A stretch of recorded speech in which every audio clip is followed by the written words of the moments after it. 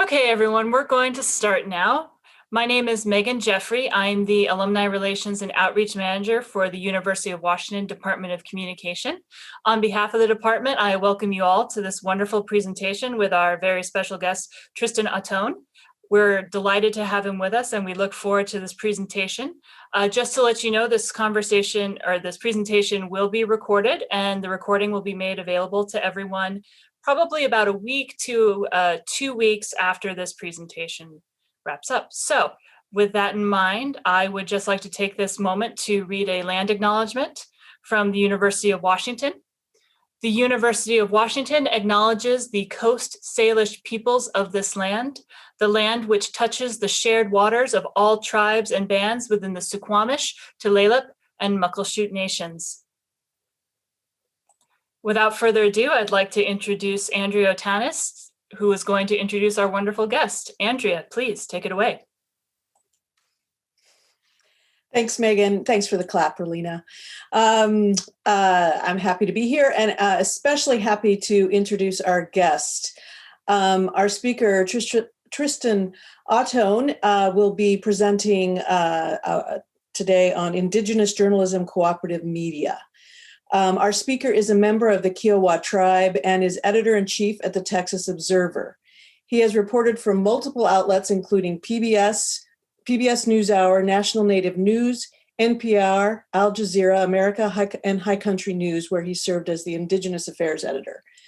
His stories have won multiple awards, including investigative awards from Public Radio News Directors Incorporated and the Gannett Foundation.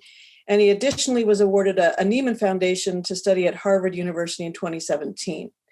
Tristan is also a director of Muckrock Foundation, which is a nonprofit collaborative news site that brings together journalists, researchers, activists, and regular citizens to request, analyze, and share government documents, making politics more transparent and democracies more informed.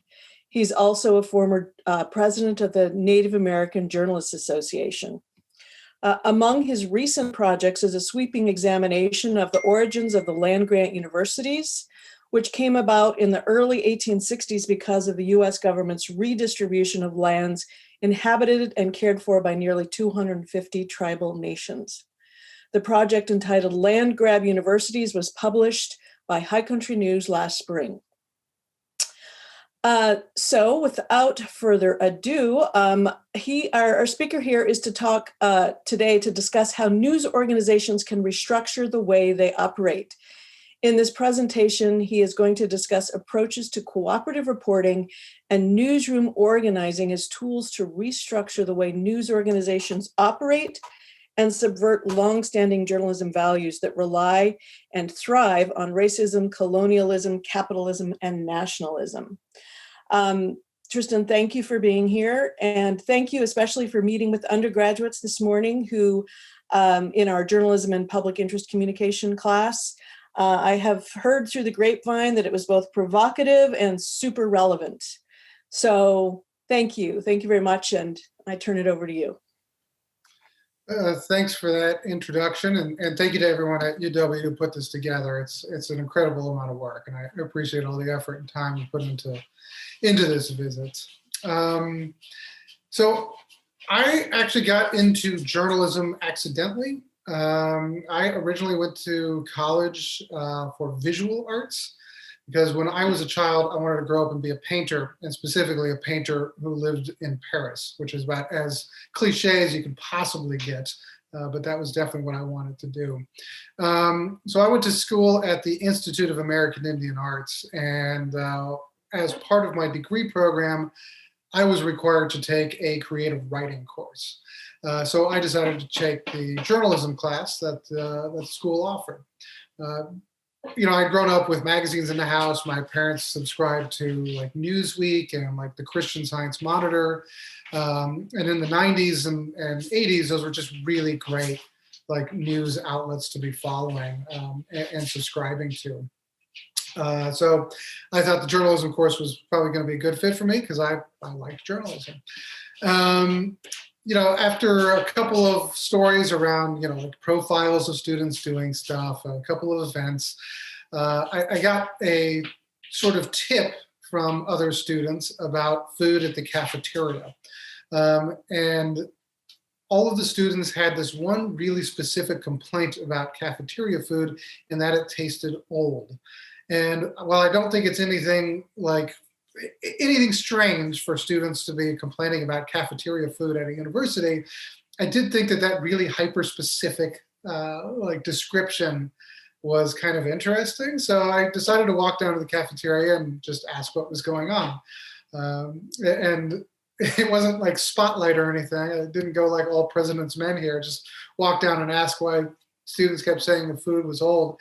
And one of the chefs told me that it was likely because they had implemented a program after September 11th to store food for up to a year and then feed students when it was about to go bad, so that they could always have a stockpile of food in case there was ever an emergency and they had to like shut down the school and lock everybody in, and so that everybody could survive for like up to a year. And I thought, oh, that's really interesting. I'll write that up. That's my story. So I went back, wrote it up. We published it in the school newspaper. It went out in print. You know, we barely even had a website because it was early 2000s, so web wasn't what it was. And literally within a week, the school announced that they weren't going to use this program anymore and had like apologized for it. Like, we're really sorry. We understand the food quality is important, and we just won't be doing this anymore. We're ending the program. For me, that was sort of a big deal to be like, oh, I understand what journalism can do. That's really great. It also, I also at the time realized I was a really terrible painter too. So those things happened kind of at the same time perfectly. So that's really how I got into the profession, and have been, working as a journalist ever since. I'm going to share my screen here for you. I hope everybody can see that okay. So one of the things that I've been particularly interested in my work is ideas of Indigenous journalism, and what we can learn from Indigenous forms of journalism. Like a lot of other tribal nations on the plains, the Kiowa Tribe, my tribe, created pictorial calendars and pictorial records of important events, stories, and people. These accounts can basically be translated as calendars, and you're looking at one here. And pictorial calendars really sort of derive their power from the many memories, perspectives, relationships, and narratives held by a community. The images are often mnemonic devices for viewers. And in this tradition, Kiowa calendars really collect communal histories. And because the information is carried by multiple people, when gathered, community members each have a voice and point of view to add context and texture to the events of that year by making the data stronger, deeper, and more accurate, by also contributing to it. It's an incredible form of cooperation and information sharing, and one that I think that we can learn a lot from. According to the Center for Cooperative Media, collaborative journalism is a formal or informal cooperative arrangement between two or more news or information organizations, which aims to supplement each organization's resources and maximize the impact of the content produced. It's a pretty good definition, and I'm sure you've seen a lot of these examples. So Confiscated Goods, for instance, was released in 2015 in Europe, and is a pioneering data journalism collaboration that digs into the $4 billion worth of goods in the EU that's been confiscated from criminals by authorities. An international team of journalists and their allies sought to create a database of seized assets and answer questions about accountability in the process of those seizures. And when published, the investigation into confiscated goods ran in one national newspaper and 18 websites, revealing how many buildings and companies that had been seized, going region by region, to whom they belonged to, and what the government was doing to give these assets back to Italian citizens. And the project relied on data and story mining, coding, geolocating, curating documents and archival information, and of course, collaborative review. But one of the great things about it is the data is freely available to reporters and researchers who want to dig deeper or use it as a source in their own investigations. It's also still being updated. So this is kind of an early, big version of collaborative journalism. Another one you're probably very familiar with is the Panama Papers. So in 2016, an anonymous whistleblower contacted reporters at Tristan Ahtone with nearly 12 million encrypted documents from a Panamanian law firm. And the firm, Mossack Fonseca, sold anonymous offshore shell companies used by owners to obscure their business dealings. The 2.6 terabytes of data in this leak revealed 214,000 shell companies, and it couldn't be analyzed by just one newsroom. So instead of trying to take on all of this work, Tristan Ahtone worked in cooperation with the International Consortium of Investigative Journalists. And for a year, 400 journalists from 100 media organizations in 80 countries analyzed the data, and it resulted in 147 and counting distinct responses from authorities around the world. So the Prime Minister of Iceland stepped down within days of publication.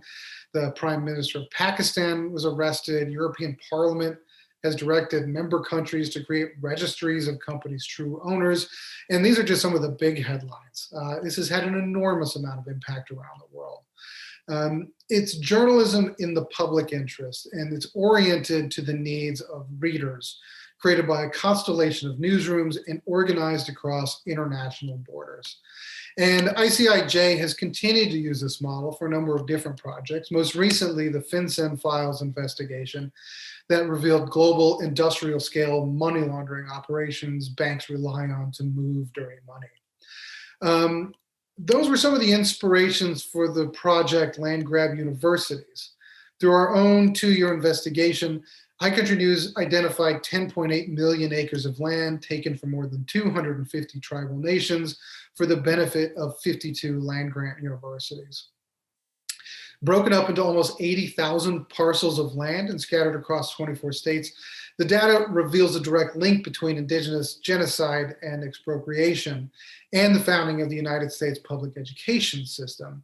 And one of the things that we wanted to do with the project was make our data available to anybody who wanted to do additional reporting or research. So we made all of our spatial files, our primary documents, our calculations, everything freely available online.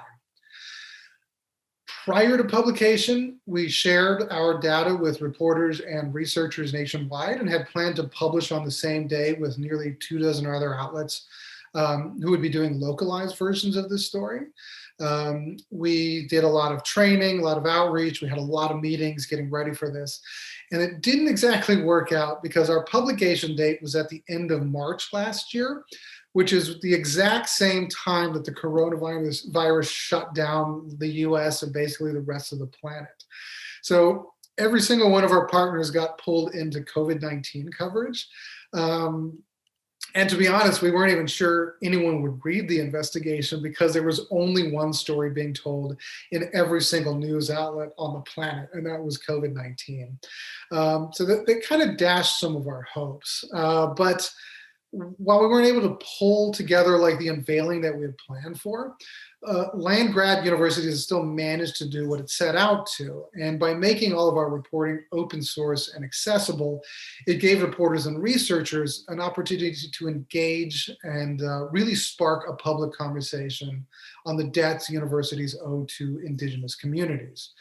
To date, the data has been downloaded and used and inspired dozens of op-eds, blogs, podcasts, local news items, but has also sparked an incredible amount of research and activism. At the University of Florida, Yale University, and Cornell University, student governments and advocacy groups have demanded investigations, protested for racial justice, and petitioned for increased recruitment and funding for students from tribal nations. Advocates are also using the data to push for free tuition for Native students and the return of land still held by universities. Meanwhile, thousands of undergraduate and graduate students at scores of universities are reading the report in journalism, education, and liberal arts courses. And the University of Missouri even made it required reading university-wide through its freshman composition program. Using the data as a springboard, we know that faculty at Cornell University launched a project to document the university's financial windfall. And using the data, similar internal reviews are ramping up at MIT and the University of Connecticut, which is developing an exhibition based on the data as part of a push for a new cultural center for Native and Indigenous students. And even at Ohio State, researchers have partnered with the First Nations Development Institute to draft a reconciliation plan that will benefit the tribal communities whose lands seeded the school's founding. As well, using our data, the Washington State University took a lead in actually rewriting its land acknowledgement to incorporate the report's findings and pledged to commission a team to determine reconciliation plans, while working groups at Colorado State, Arizona State, the University of Minnesota, Texas A&M, and others are also laying the groundwork for reforms, tying their land grant legacies to the needs of their Indigenous students through this data and this reporting. And all of this would not have been possible if the data wasn't available to share. So these projects really offer examples of what cooperative media and journalism can look like in regards to reporting. But what I'm also hoping to talk about this evening is a little bit more about what happens if we carry these principles of radical sharing even further outside of reporting projects. For newsrooms, independence and individuality are incredibly important, but are typically thought of in the context of reporting for democracy. American journalism is very nationalistic. It's very interested in power, and it's generally not very good at dealing with issues like racism, colonialism, imperialism, or capitalism, primarily because it benefits from them. When we think of the relationship that US reporters have with democracy, typically they flow from the country's founding documents that explicitly degrade, erase, and exclude Indigenous people and people of color. You're looking at First Amendment from the US Constitution: Congress shall make no law respecting an establishment of religion or prohibiting the free exercise thereof, or abridging the freedom of speech or of the press. This is where much of American journalism draws its roots from. But for Indigenous communities, for example, the idea that reporters work for American democracy is really antithetical to our existence. As the system of American democracy has been built entirely on stolen land with slave labor. And this raises questions of the profession as a whole. And I think requires reporters to really engage in a kind of revolution to create a profession that's really truly based on ideas of fairness, justice, and equality. But this requires a journalism that's really free of profit motives, is really radically democratic, anti-racist, anti-imperialist, and even anti-state on some level. All ideas that I think are really currently incompatible with much of the profession's values, especially when we're looking at where the power of journalism is coming from. It's flowing from state documents, not from anything else. Current leadership structures, whether in the for-profit or the nonprofit sectors, are one major part of the problem that I'm going to focus on. Newsroom executives concentrate finances in the hands of a few at the top of its hierarchy in a kind of ruling class in the industry. And in 2019, for example, the CEO of NPR made nearly $645,000 a year, while on-air host Steve Inskeep made more than $450,000 a year. In that same time period, outside in major cities, the average salary for a reporter at a member station was around $40,000. It's almost 16 times less than the top executive. And of course, those are like paltry sums when compared to major corporations. The Dallas Morning News, whose executives earn up to $2 million a year, or CNN, where the president starts at like $6 million a year. These kind of pay disparities aren't anything new, right? But in an industry that claims to be working in the interest of democracy, that pay inequality doesn't do anything to benefit reporters or photographers, editors, interns, the very people that make journalism possible. And also, most importantly, I think obscene concentration of wealth in the journalism industry has real impacts on audiences who need access to information. Those come as barriers in the form of paywalls or even limited funding to send reporters to undercovered and underserved communities. I think that nonprofit journalism could be sort of one of the basic early motors of change to start really examining these ideas. For-profit and admittedly some large nonprofit outlets have really vested interests in the status quo, but a push taking place sort of outside of those structures and outside of that mainstream area, outside of and against those interests of current journalism systems, can really sort of replace traditional profit-driven forms of reporting with more collective forms of ownership and reporting styles.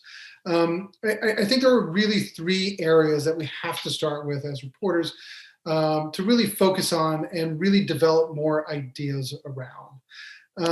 The first one is just around organizing. Whether as a recognized union or utilizing union-style tactics, reporters have to organize. And to be clear, those organizing efforts really have to include freelancers and mechanisms to support freelance reporters that have little recourse when they're taken advantage of by newsrooms. There's been a recent wave of newsroom unionizations at the Los Angeles Times, BuzzFeed News, and the Miami Herald, and union-style actions even at small outlets, including High Country News, who have collectively advocated for equal pay and newsroom equity, but also don't have enough people on staff to create a sort of traditional recognized union outlet. So they've been able to work outside of that system, but still utilize those tactics. Regardless, you don't need to be a part of News Guild or anything to exercise power in the workplace. But it's incredibly important that reporters start thinking about working collectively at their organizations. The second thing that I think that reporters and actually everybody needs to start thinking about is divesting. And that's putting pressure on private foundations, philanthropists, and subscribers to divest from newsrooms that are either exploiting journalists, that are paying exorbitant amounts to their executives, or that refuse to diversify their staffs. On the diversity note, in 2018, journalists of color made up nearly 23% of newsrooms. And that same year, people of color made up 24% of the House of Representatives, more than a quarter of local police departments. And in Hollywood, characters of color accounted for almost 30% of all film roles. That means that institutions that are notoriously, or at least stereotypically, bereft of diversity were more inclusive than the industry that prides itself for being the voice of democracy. In the case of Hollywood, the response to embarrassing diversity numbers has been public pressure. From Oscars So White to Whitewashed Out, the public has put the industry on notice that its practices are unacceptable.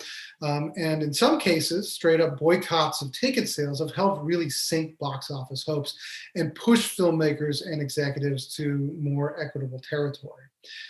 These same tactics should be used in the journalism industry until institutions diversify. These same tactics need to be utilized in the industry so that grants aren't going to massive organizations that are paying massive amounts of money to shareholders or CEOs. The third thing is thinking about cooperation.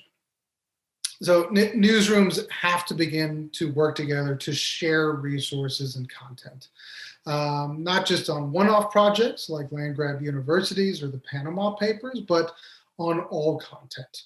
In a time of rampant misinformation, siloing reporting behind paywalls and running stories exclusively on our own websites represents a journalism that is really based on profit and not on public good.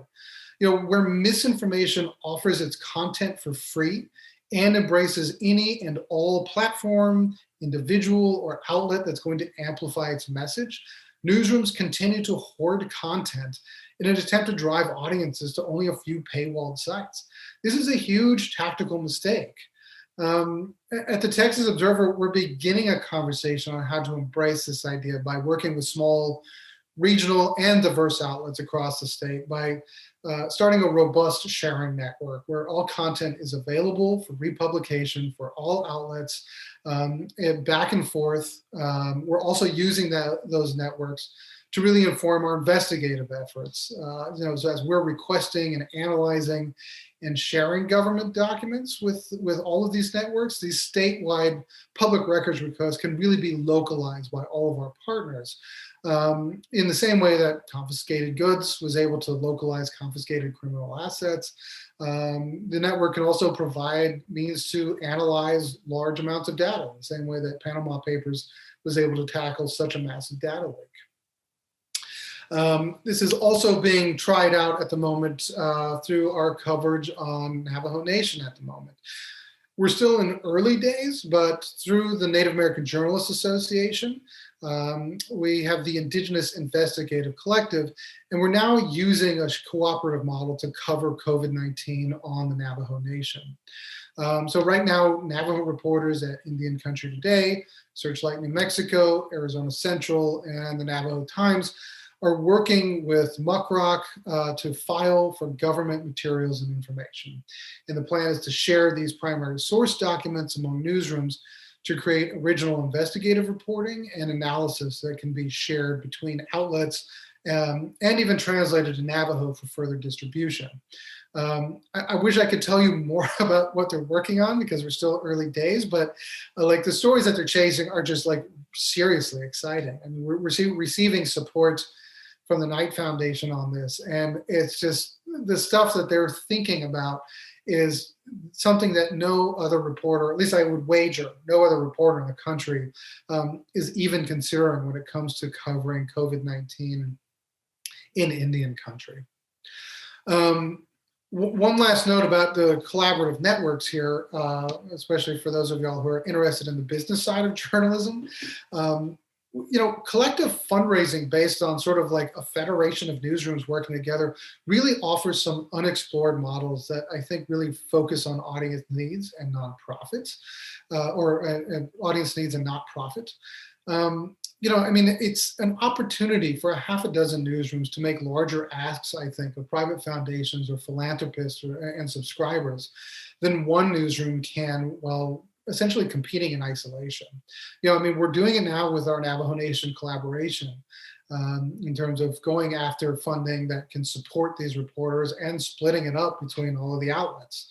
And we're working on that for projects at the Texas Observer as well. So it's something I think that we can consider sort of building these bubbles that we're working in and sharing collaboratively in. That might give us more access to funding in the future or think creatively about how we're using our funds.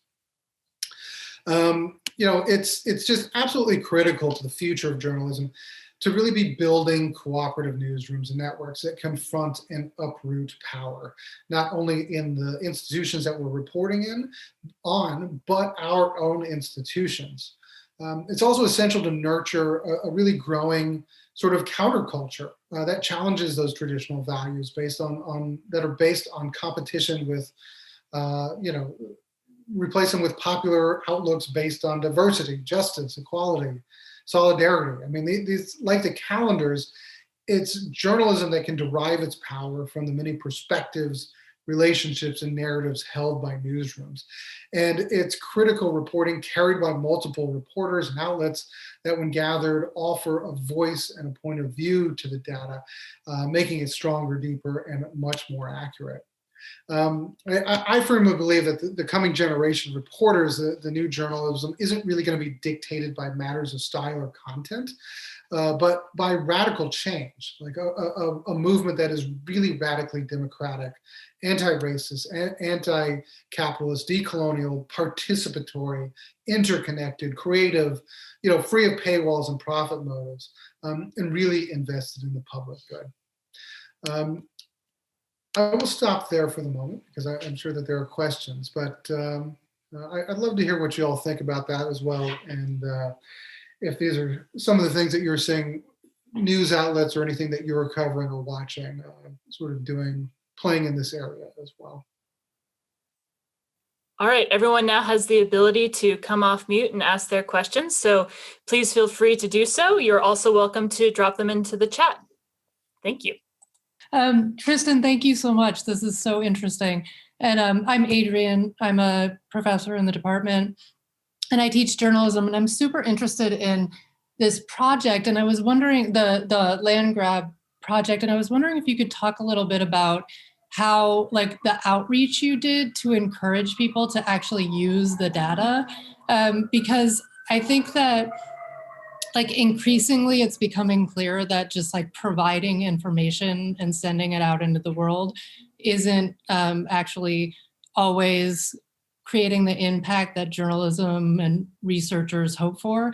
And so I'm just wondering, like, I see that, I know that you made it open source, but were there like particular ways that you encourage different student groups or campuses or researchers to take it the step further and sort of engage with the information that you uncovered? Yeah, so when we first started out, and this was obviously before COVID was even known, we had started making contact with local news organizations that were in towns that had land-grant universities that showed up in our data, or states that had them.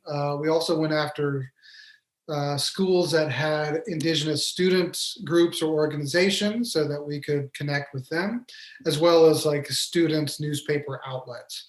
We really wanted to steer away from thinking that, like, only sort of the big established outlets could handle this stuff. We figured that students were also, students do great work, so we would have wanted to make sure that they had access to it also. And because there's so many ways you can slice it, we could have given this to every news outlet in a state, and I don't think they even begin to scratch the surface of what you can do with it. So we went through and targeted areas that we thought would be able to sort of make the most impact in terms of folks sharing it, reporting it, and putting it out.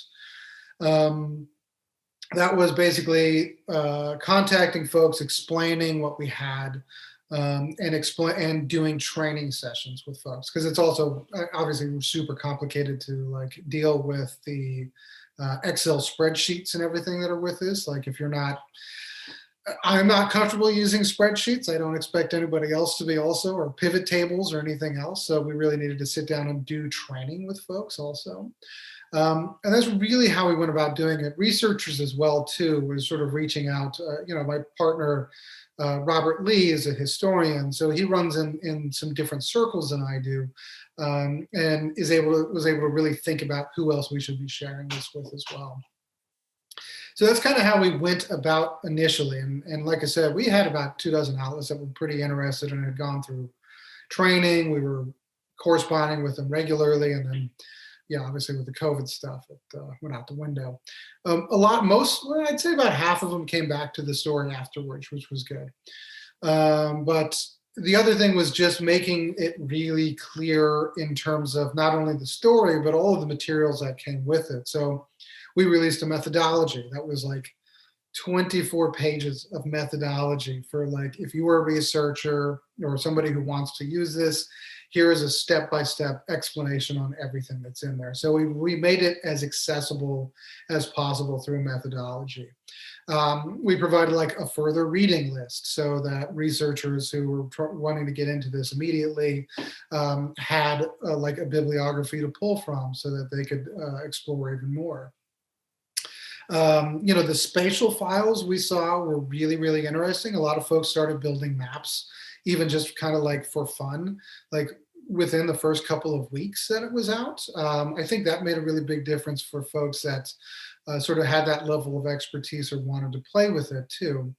And then finally, so that was kind of initial outreach for like highly skilled or folks that we could train.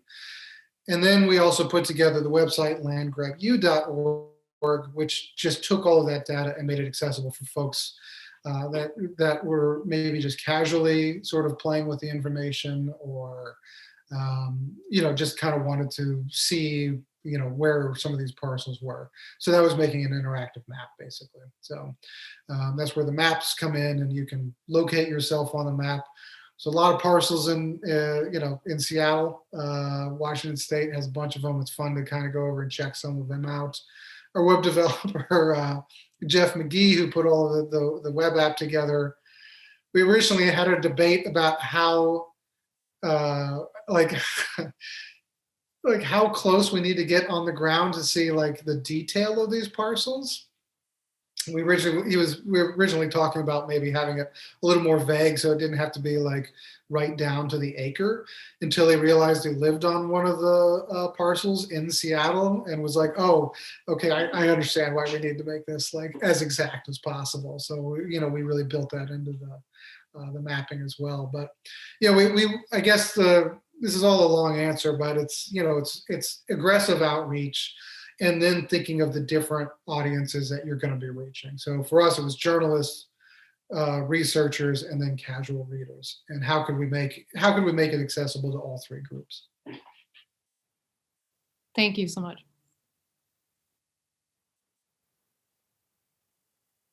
I have a question, Tristan, if I may. First of all, who knew Steve Inskeep made that much? Did you say 400,000 something? Yeah, it's about $450,000. Yeah. Oh my God. Okay. Thank you for that fact. I have a question for you about newsroom hierarchies, and how what you're talking about plays into newsroom hierarchies. And I'm talking less about the publisher who has the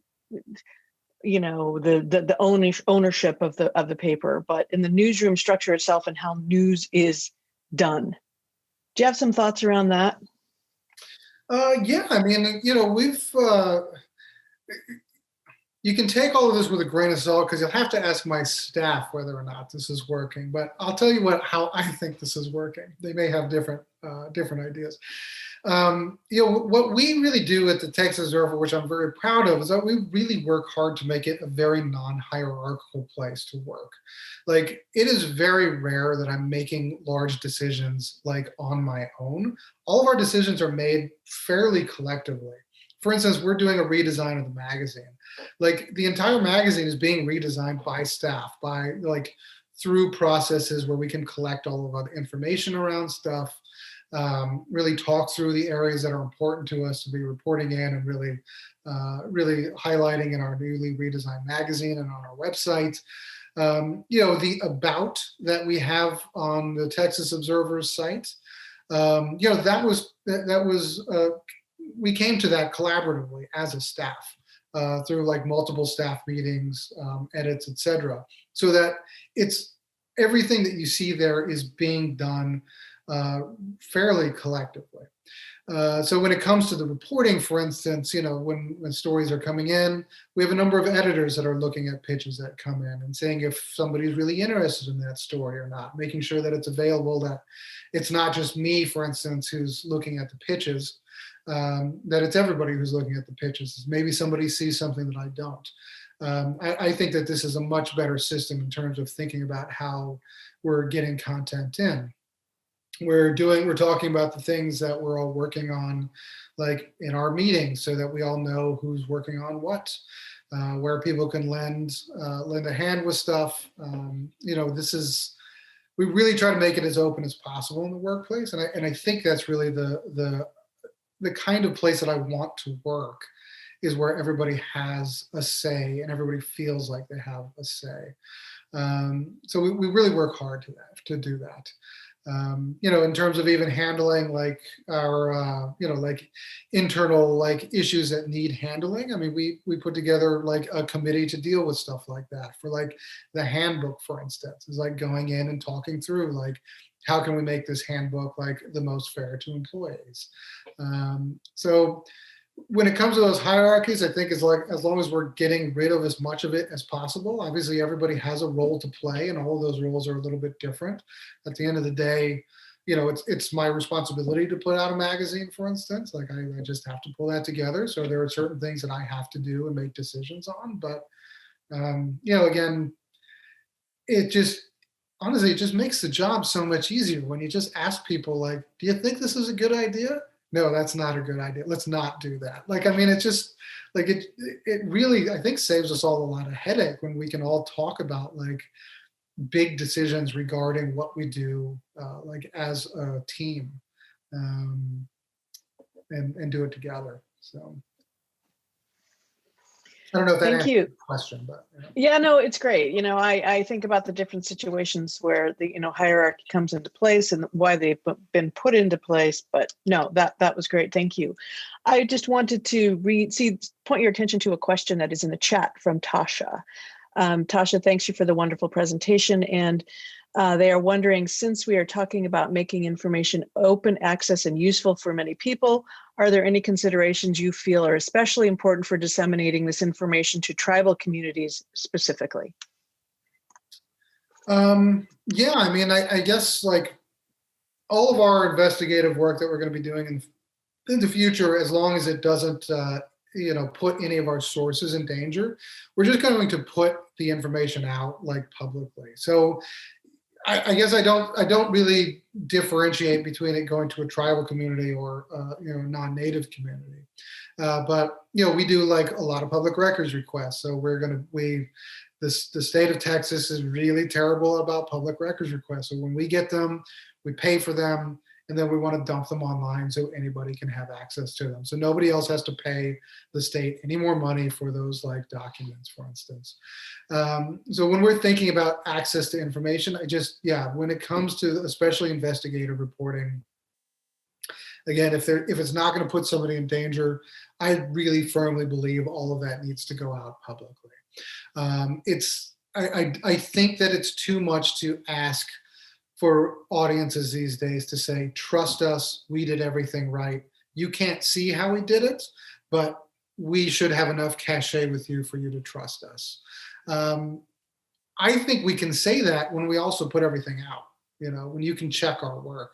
And yeah, again, to the point of even the land grab stuff, the purpose of that is so that it can be fact checked. We made it very clear that these are really old documents.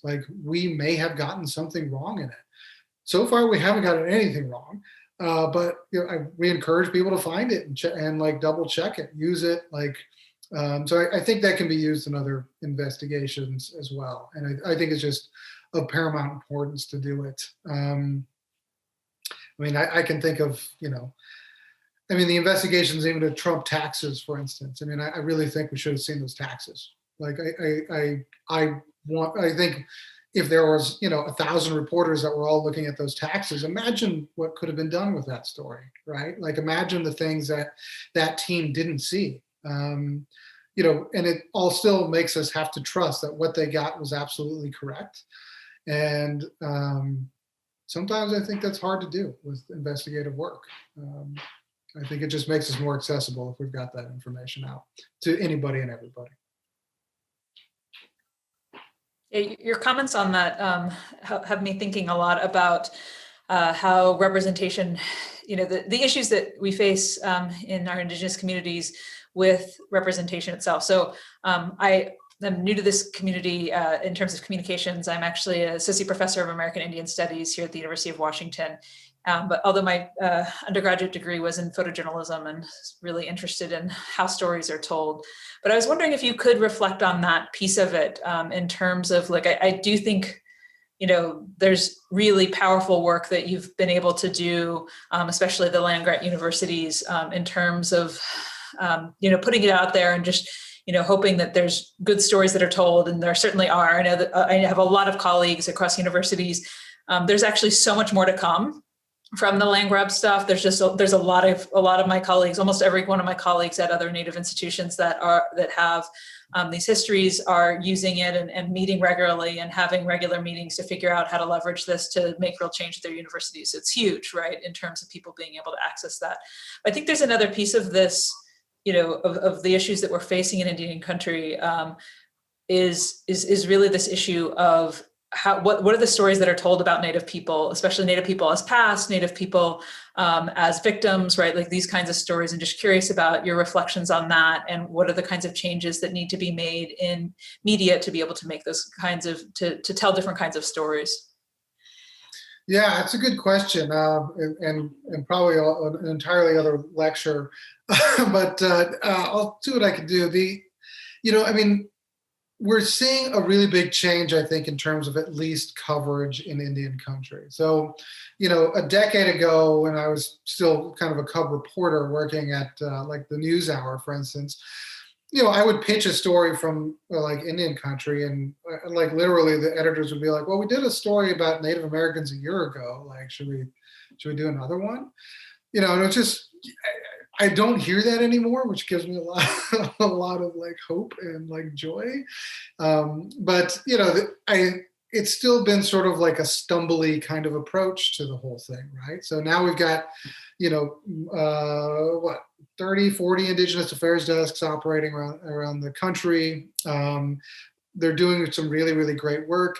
But when folks are coming in sort of without any grounding in terms of like reporting in Indian country before, there is a tendency to veer toward stereotypes. I mean, the amount of misinformation about like Indigenous people that you grow up with is just massive. I mean, I think everybody here sort of knows as you get older, you're something like, what was it? Peter Pan? What? Like, like it just, all of the sort of like trash that you're like fed about Indigenous people is just, you have to jettison so much of it. For non-native reporters, especially that are in Indigenous communities, I think that really does still color a lot of perception sometimes.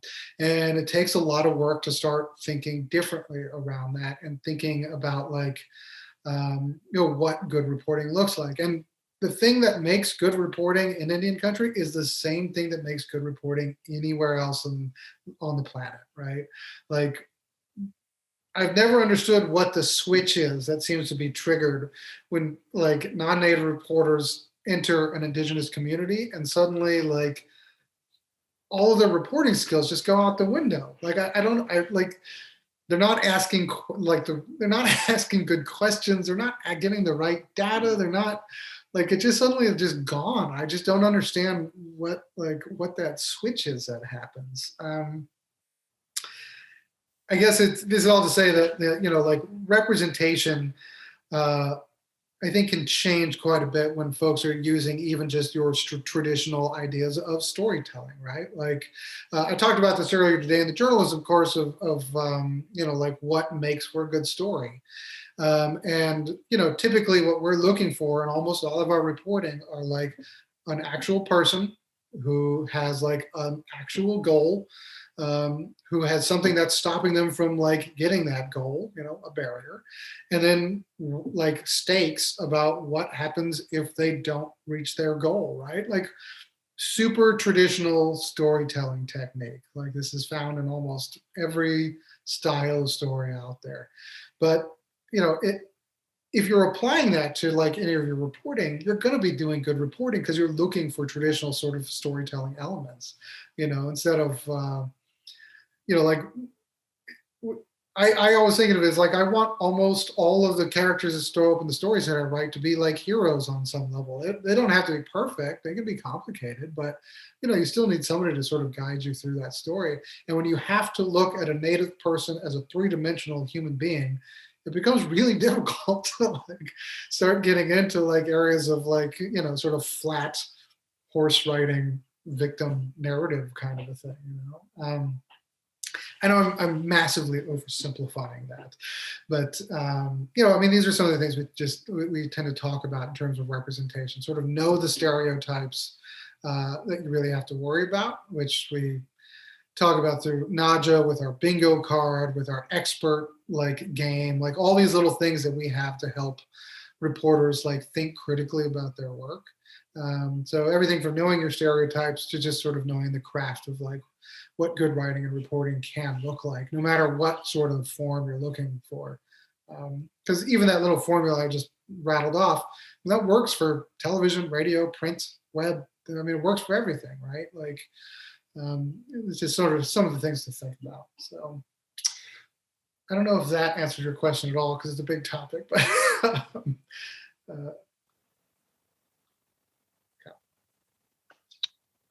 Hi, Tristan. I had a quick question. We've had a chance to meet. I'm Brad Ingerman. I'm Clinkit. I kind of work on the other side of things where I work with clients, with tribes and Native organizations to pitch stories.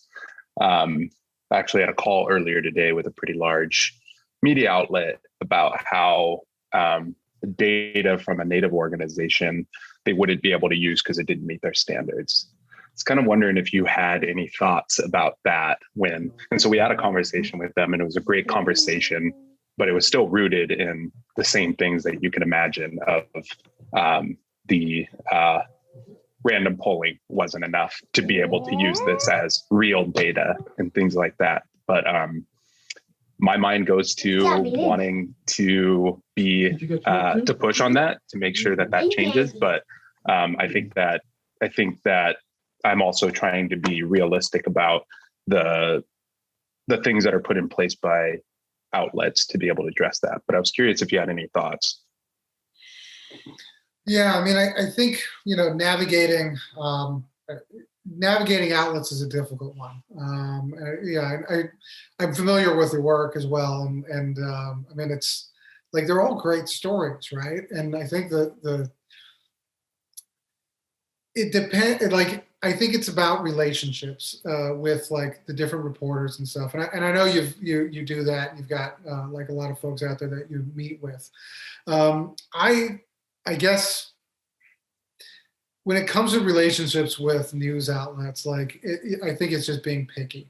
I mean, it's the same with like having a real relationship with like a loved one or a friend or, like whoever, right? Like it's gotta be a good relationship.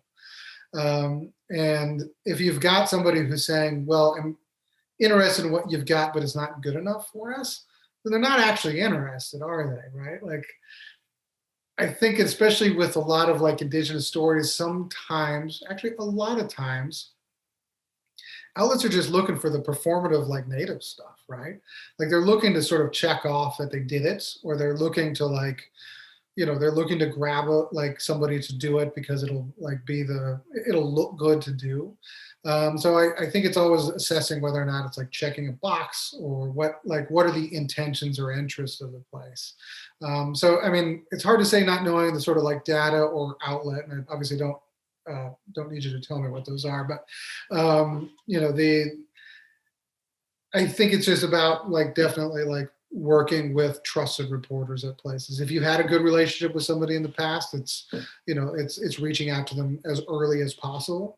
We get press releases, for instance, and be like, hey, we have a big report that's coming out tomorrow. And we're like,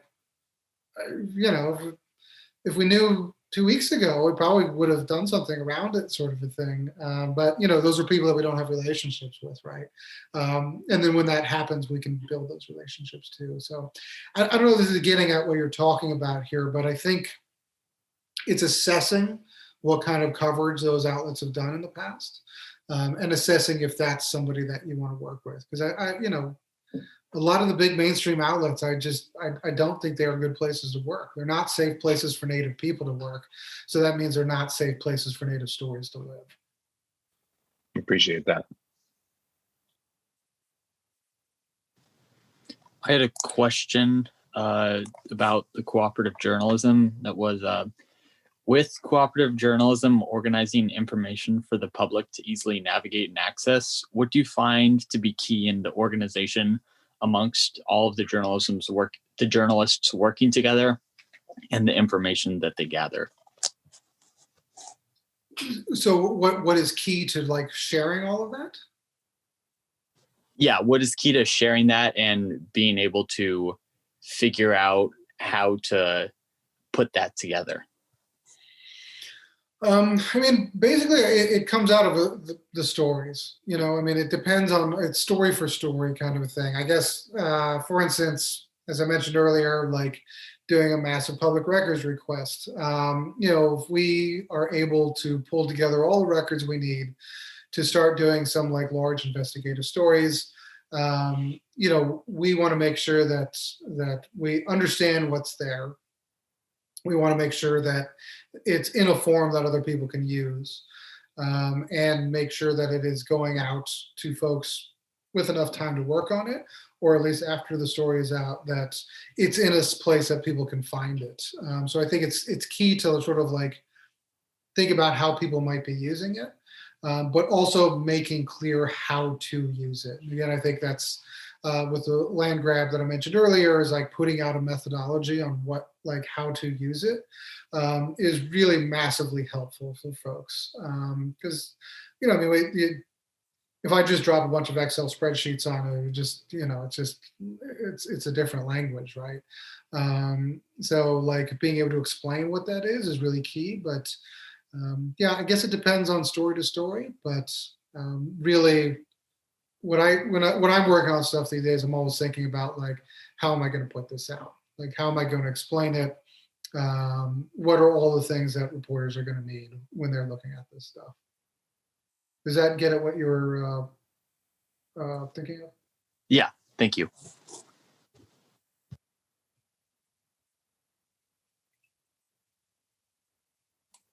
Any other questions for our guest? You're welcome to put them in the chat or come off mute.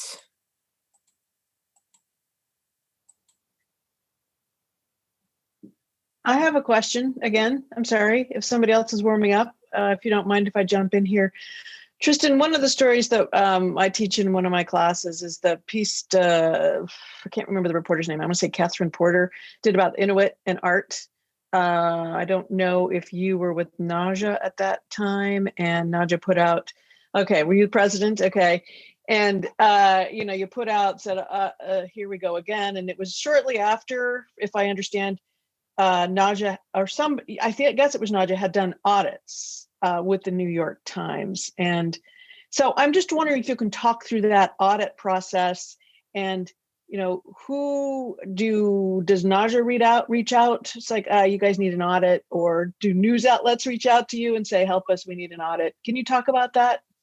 Sure. I mean, we haven't done an audit with the Times. In terms of that story, just so y'all are aware, the story revolved around Inuit artists, and it was I think the title was like, what was it, Drawn from Poverty or something, about like poor Native artists. It was just cringeworthy from title all the way to the end. We reached out to the Times to discuss it. Essentially, the conversation that we had with them was their position was, we didn't do anything wrong. She followed all ethical protocols. Sorry, not sorry. I'm summing up an hour's worth of conversation on that, but that's Cliff Notes here. Of course, APTN, Aboriginal People's Television Network, after interviewing the subject because of the controversy it raised, later discovered that Catherine Porter had promised that doing the interview would bring her more money because she could sell more art, which is a flagrant violation of Times policy, but nothing was ever done about it. No action was taken. So there was no other real follow-up we could do, because the New York Times refused to recognize that there was a problem. We did do an audit, though, on NPR's coverage. And I think the New York Times was in that also. Basically, it was figuring out that NPR basically did a better job of covering Indian country than other outlets, primarily because they used more Native sources, had more Native reporters that put stuff in, that kind of thing. So they were better than the other outlets, but they weren't great. But as for the audit process, yeah, I mean, it's something that we've discussed a lot, to say that if an organization really wanted us to do an audit of their stories, like, we will do them, and we can tailor reporting plans and like staffing plans directly to an organization if that's something that they want to do. To date, nobody has taken us up on that, even though we offer it. It's a free service where we'll audit your stuff and tell you what you could do better, and nobody seems to want to do it, which is obviously sort of, I mean, publicly you see this conversation about this reckoning in media right now. But privately, it's not happening. Like, it is not happening at all. There have been a few minor things. I can tell, like one broadcast networks, a union, speaking of the organizing, got together and said that the next big hire, they had to be a Native person and that they needed to support more Native reporters. And it sounds like they're going to get it. That was something that that news organization came to collectively and said, we have to change this. We will not accept anybody except this person, or a person, I should say, that fits this criteria. So that's it's a great example of how you can sort of make that change, but it's not coming from like the top. And it's not coming from any sort of like internal audits that I'm aware of, at least. So, yeah, it is something that we do, and is something that we do offer because we do want to make sure that places get better.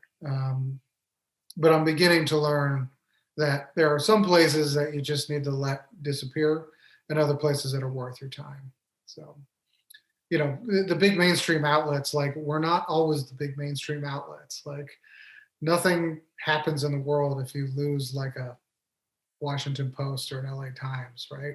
Like, I know that sounds a little bit like cruel here, but, you know, if you can't diversify and you can't do the reporting that's necessary, then like, you're not doing the job anyway, right? Like, it's a disservice as it is. So, like, why continue to support somebody who is doing actively like disservicing readers?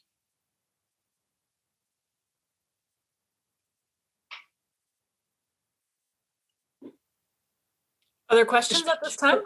Oh, just a super quick question. What are the presses that you would say that are doing sort of more national coverage, that are doing the best job covering Indian country? Yeah, High Country News is still doing fantastic work. Obviously biased, but yeah, they're even being gone a year, I still turn to like their coverage all the time for stuff. Obviously, Indian Country Today continues to do great coverage, like nationwide, and then on their television networks too. You know, surprisingly, Vogue has been doing some really great stuff. Christian Allaire, I'm not sure if I'm saying his last name correctly, does really, really great like fashion reporting in Indian country. I love all of his stuff. It's just such a nice breath of fresh air. Let's see, who else is doing some good stuff? The Guardian continues to lean into some areas that I'm excited to see where they're going to be going with their Indigenous Affairs coverage. The Intercept has seemed to be stepping into a lot of those areas too, but it's definitely through like nonprofits or quote unquote alternative media that we're seeing the most of the good stuff, or through those Indigenous Affairs desks that have been set up by Report for America. So a lot of those local news outlets are doing some really, really great stuff. And I think that the trick is going to be in the future, like how you start corralling all of that work into some place, because, you know, it's a lot of reporting that's coming out. So like that's like an AP network, basically. Again, with the sharing, how do you harness all of that? So. Tristan, someone was wondering if you could comment on Vice's track record in this area.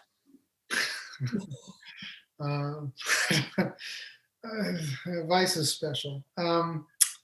They've done some decent stuff in Canada, and they've done one or two pieces down here that have been decent as well. But I don't know. I guess I don't really follow them that much. They're a little too bro-y for me. So I don't know. Yeah. I always think back that like one of the people who started Vice like co-founded the Proud Boys. Like, what is?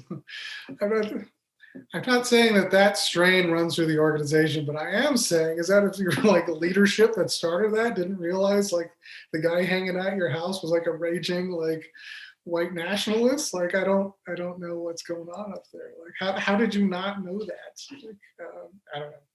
I think they've done some good stuff, but and, you know, I have a lot of friends that work up there that do some really, really good work. But you know, it's a big news organization that has a lot of stuff coming out. So I guess all I can say is that they've done some special work in the past, and I hope that they get better at it.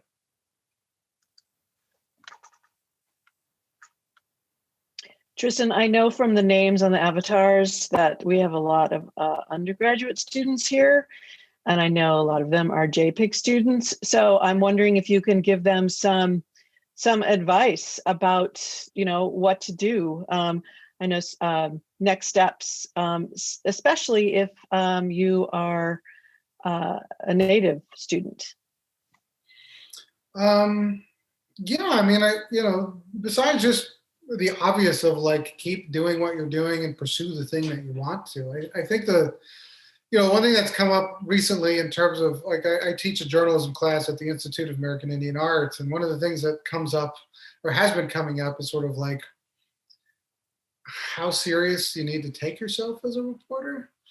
I guess I just offered it like it's kind of your job to be an idiot sometimes, and that if you're going to do things that are foolish, you should do so enthusiastically. It sounds ridiculous, but as a reporter, you got to get out there and like do stuff, right? Like, you have to get out there and circulate. I mean, some of my like favorite stories just come about because you're talking to a friend, or you're at a bar, or you're just curious about the things that you've done, or that you've seen someplace. I mean, I can. Like the number of times that I've just done really dumb things on the job, I think just really speaks to just how much fun this job can actually be. I mean, this is all like serious journalism stuff, but like, I can tell you about like the time that I like knocked out electricity to a Panamanian village, or almost burned down a ski thing, or like a small cabin like in Norway because I knocked over a bunch of candles trying to get out of an interview, or I puked in front of a bunch of guys that were like trying to catch bears in Wyoming. Like it was the most embarrassing day ever, that I had food poisoning and threw up in front of a bunch of like very manly bear catchers that were trying to catch a grizzly. And like, here's a little reporter that's like throwing up behind a hay bale, but it's fun. Like you just get to go out and do like great stuff. So I got into this job because it's like you get to talk to a bunch of like weird people about like interesting stuff, and I think the advice is just to like keep at it and just be like really, really curious, and don't be afraid to be like a complete weirdo doing it, because it's fun. I can't wait till COVID's over so we can go out and like talk to people again. It's going to be weird. I don't know how to interact with human beings not on Zoom anymore, but that's probably going to make it even more fun. Like it's probably going to be a great reporting tool. I don't know if that's good advice, but that's all I got right now.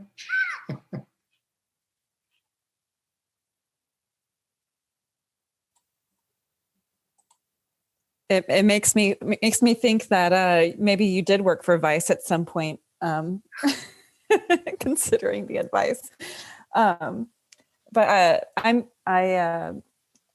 listening in from KUOW, and we have a anti-racist media club where we talk about media coverage. We read books together, and our head of DEI has been bringing in speakers, and I really hope that you can come into KUOW one day and talk to us about that future of journalism that you see, of just that radical change. I think that it's it feels like we're at this precipice in journalism, and when you're doing the work and grinding day to day on those stories and not having time, the perception is I don't have no time to really process, to post-mortem, to figure out, did I do that right? Am I going to do the next story right? It's a lot. And even in having these series of speakers, it's been cracking us open, and we're having these very uncomfortable, difficult conversations. And so I really appreciate the joy that you're showing in this advice too, of not taking ourselves too seriously, and being curious. I think that it includes how we cover people who who are not, we're really struggling with, how to decenter the colonial journalistic structure. And I know that you could talk about that for another hour if you could. It's tough work, and being a former public radio person myself, that is a system that is really, really difficult to navigate and change. I would say it's almost one of the hardest, really. I was a morning edition host at Wyoming Public Radio. I was a public health reporter at KUNM in Albuquerque. That is. I see the stuff that is sort of coming down in terms of the manifesto that was released a couple of weeks ago. I have a lot of questions about it, but I'm glad that people are thinking about it and talking about it. I think there are some really good options out there that require, some of that organizing. But yeah, it's a tough one to crack, but I do feel dumb enough to think it can be done. Thank you.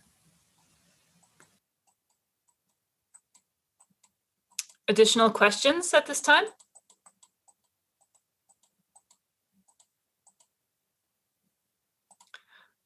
I've got one actually, Tristan.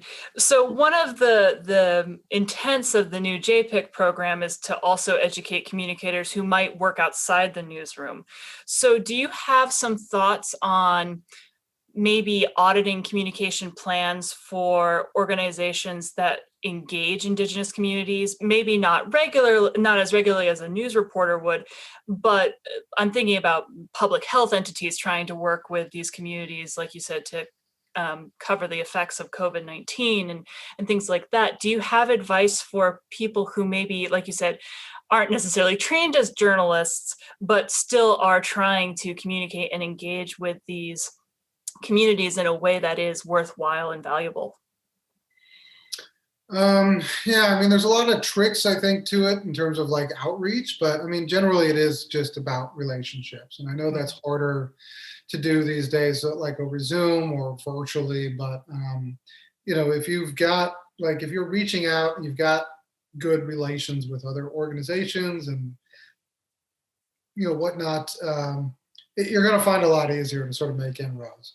And obviously I think a lot of places are learning that the hard way these days, is that suddenly you've got COVID crisis and, nobody's been communicating with that community for, decades. And suddenly you've got to make things really work really fast. I think it's, we were just realizing that this idea that we're sort of living in an economy, for instance, is just changing to the fact that we're realizing that we're living in a society, we're living in communities. And I think people are realizing that, or at least I hope they are. So when it comes to that sort of outreach, you've got to start now, because when things do, when you actually need to call up, you have someplace to call. That applies to reporters, obviously, as well. Steaming into a community when something has gone wrong. Yeah, and then suddenly it's oh, they're not calling me back. What would you expect? There hasn't been a reporter there in 5 years, and you showed up when this tragedy happened. Of course they're not going to call you back. So I think it's the same in that aspect and sort of reaching out and communicating. But in terms of media, sort of strategy or communications, that's, that's a communications conversation about some of the tricks in there too. But it just starts by at least knowing who to call and have had a conversation with that person at least once or twice before. So thank you so much. We have about 10 minutes left. Are there any final questions for Tristan at this time?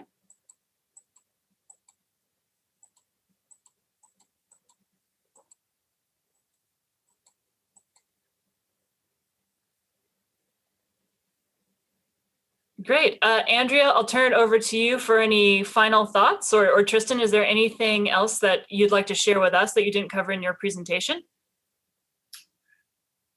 No, I think it's all I can think of at the moment. Yeah, that's a good final question. It's a good final reporter question. What did I forget to ask you? What more do you want to say? So, well, thank you for your time, Tristan. You volunteered to do more than one class, and we kept you to one. And so I really appreciate your collaborative spirit and these things to think about. As someone who teaches journalism, and I don't want to have the last word here, I would like you to, but thinking about the order of what to teach first, and doing journalism is hard. It's harder than teaching journalism, but you're right. It stems from the First Amendment. It's embedded. It's very close to the institutions that also have wreaked havoc and harm.